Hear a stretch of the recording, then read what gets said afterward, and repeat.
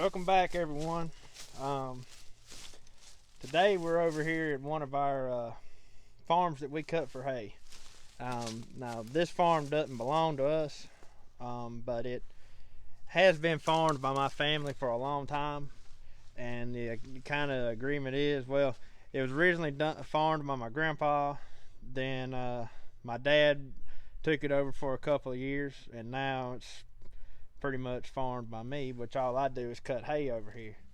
Um, Kind of got an agreement with the landowner to where basically I take care of the place and I get to cut the hay off of it. So that's kind of what we do. Can't beat that. But anyway, like I said, this is a part of the what we cut for hay. There's roughly 12 acres, I think, of grassland over here. It's a pretty big piece of land. I think there's roughly 96 acres over here, but it's only about 12 acres in grass. We got a couple of fields over across the creek, and then this long ridge runs way back around and runs back up the ridge there. But like I said, what we're doing today is we're getting ready to sling some fertilizer out.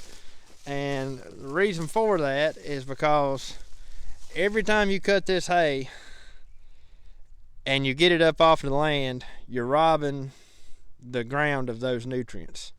Now, I'm using regular triple 14 fertilizer here, and I've got roughly a ton on the truck that we're going to put out on this farm. And that's not a lot. A ton to 12 acres is by no means is a lot of fertilizer, but it's a little something. I mean, this stuff gets expensive, and trust me, if I could find some chicken litter or a bunch of cow manure or something like that to put on it, I'd rather do that. But when you're cutting hay off of a field, you've got to do something, because eventually you'll end up with nothing. You'll just keep robbing and robbing and robbing until there's nothing left of that soil, and the grass is just nothing. I've seen it done several times. Several times. There's a lot of farms around here that people have just cut the hay on, and which really it's because it's so expensive to fertilize the land. But if you want to keep the land in good shape, you've got to put something back. Like I said, I would love to get a hold of some, a chicken farm that's got a ton of manure that they could put out, or even some cow manure or something to put something back like that. But instead, I've got to use like the chemical fertilizer. But I mean, it works. This is probably actually one of the better hay fields we have. It turns off a lot of hay every year for no more than it is. But anyways, I'm gonna get to filling up the spreader here and see if we can get a little bit done. Might call it a day here before long. We've been working on the horse pasture most of the day. I've put out lime on it. I've put out fertilizer on it. And we're expecting rain tonight, so hopefully we're getting all this done at the right time.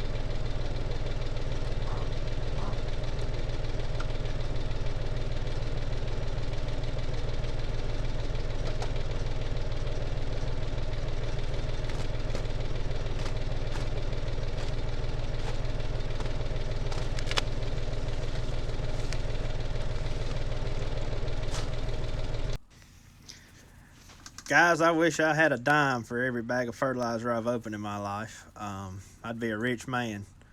Um, that particular knife I'm using right there is probably cut over. It's cut open several thousands of bags of fertilizer. Between my lawn care business and what I've opened all through my life on the farm, working with daddy and everything else. I mean, when I was a kid, that was my job, open bags of fertilizer. But anyways, I just always think of it every time I open a bag. I can't help but think about it. I've opened a bunch.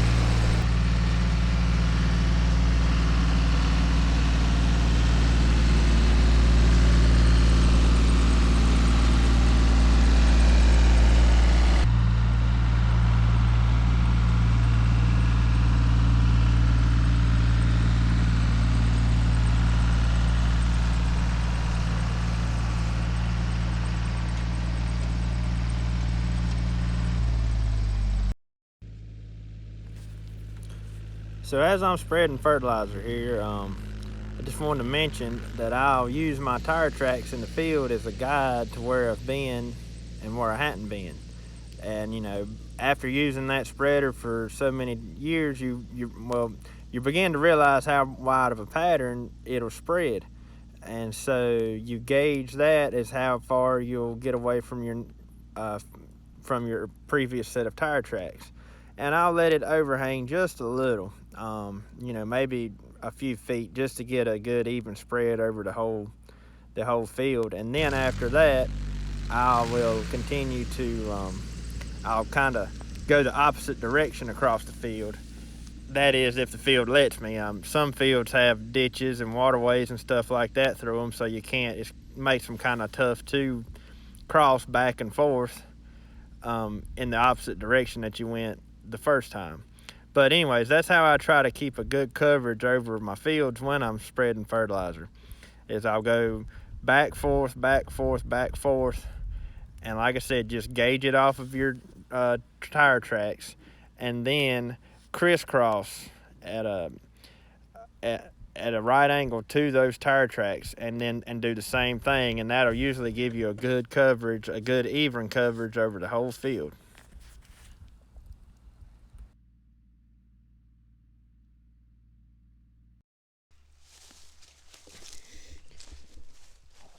So when you're out working in a field, you never know what you're going to run across. I just happened to run across probably a coyote's lunch. Some poor old turkey lost his life, it looks like. But you see that kind of stuff all the time out in a hayfield. But I just wanted to share something with everyone real quick. You know, I spent a lot of time, especially on this farm right here, growing up. Like I said, my grandpa used to tend this farm, and he had tobacco on it, and that's what when I was growing up, that's what we had. We grew tobacco, and matter of fact, right where I'm standing right now, in this area here, was plant beds, which pretty much was like a downscaled greenhouse.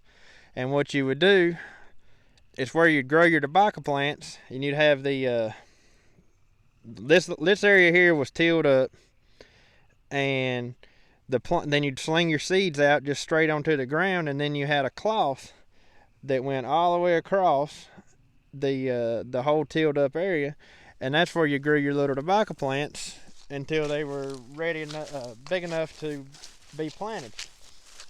And then the rest of the farm here, that field, the fields across the creek, all of this, and way around the ridge and around the bend out there, it's another long field out there, every bit of it Grandpa had in tobacco. And I can remember coming over here when I was a kid.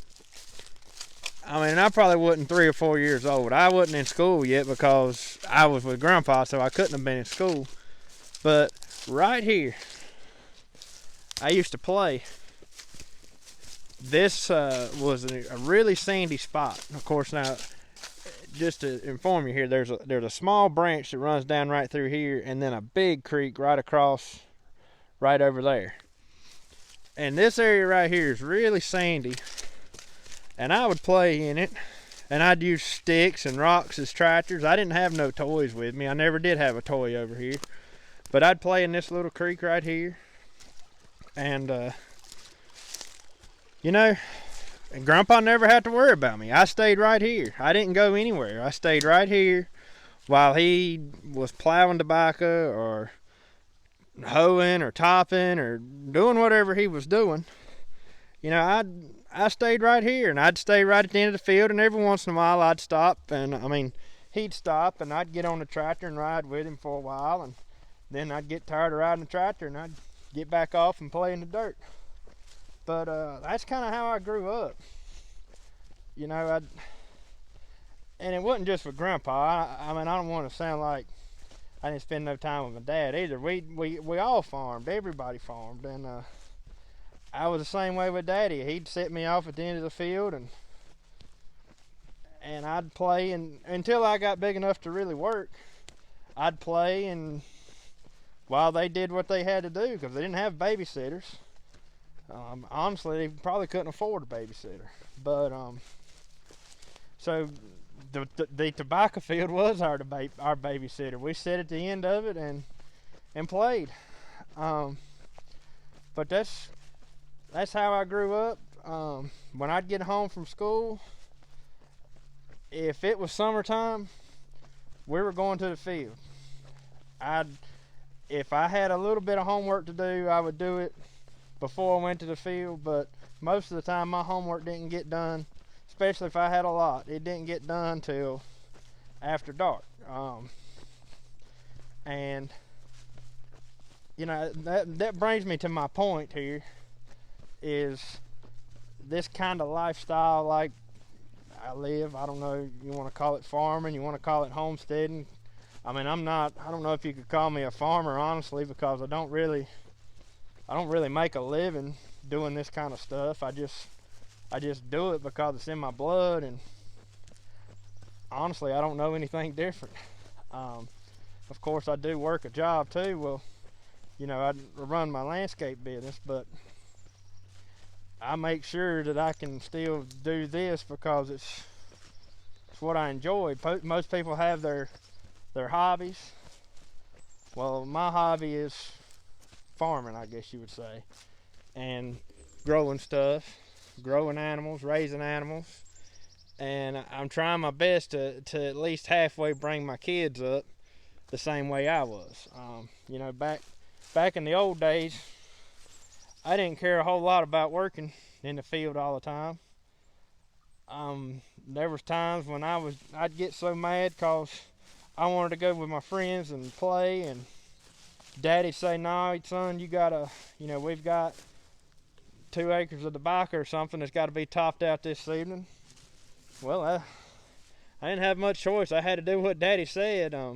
They were the ones feeding me and raising me, so I'd go with them and we'd work on it. But you know, like I said, back then I didn't care a whole lot about it. I hated it. I just thought, I'm like, man, as soon as I can get a chance, I'm getting away from this stuff, and I never want to do it again. I didn't want nothing to do with it.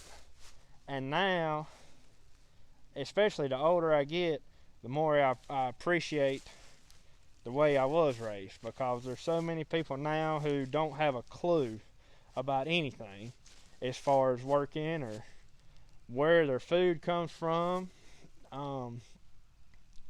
about what it takes to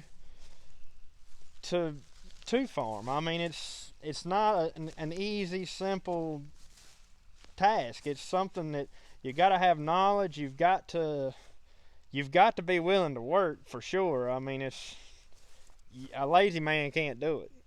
And you know, it teaches you a level of respect for the land and for the animals and for everything when you do it. And I hope that my kids grow up and think the same thing when they get older. You know, right now they're all about it. They're all into the animals and the tractors and everything else. But you know, it's more to it than that. It's a level of thinking that goes on with it. I mean, just like this place right here, I've got an attachment with this land. I was raised on this land, and not just this piece of land. All the other farms that the couple of farms my daddy owns, and then my grandma's farm, but all of them I grew up on them, and I've got an emotional connection with that land, and I want to preserve that, and I want my kids to grow up and have that same connection with the land. You know, this ain't just a random piece of property that I use here. It's every time I come over here, I can't help but think of all the memories and everything that has went on over here. Like I said, I grew up over here, and all the other farms we got too. So you know, it's different. I didn't just wake up one morning and decide, hey, I want to be a farmer, or hey, I want to be a homesteader, or whatever you want to call it.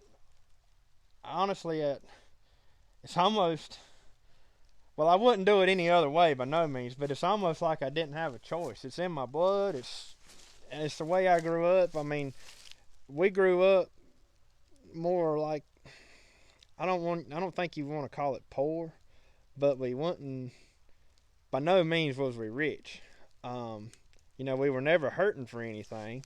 We always had what we needed, but a lot of what we needed we raised, just because that's the way people around here lived. You know, everybody had a pig, everybody had chickens, everybody grew a garden, everybody canned, and I didn't know any different.